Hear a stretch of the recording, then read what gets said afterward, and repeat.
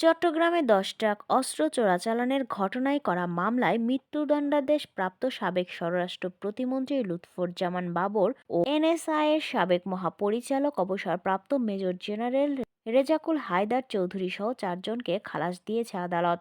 Staff reporter মিনহাসউদ্দিন জানান, বুধবার বিচারপতি মোস্তফা জামান ইসলাম ও বিচারপতি নাসরিন আক্তারের সমন্বয়ে গঠিত হাইকোর্ট বেঞ্চ এই রায় ঘোষণা করেন। রায়ে খালাসের পাশাপাশি ১০ আসামির মৃত্যুদণ্ডের সাজা কমানো হয়েছে।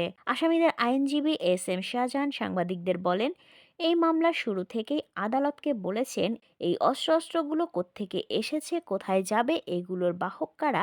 এটা যদি চোরাচালানের জন্য আনতে হয় তাহলে বাংলাদেশের আইনে প্রমাণ করতে হলে দেখাতে হবে আর্থিকভাবে লাভবান হওয়ার জন্য হয়েছে।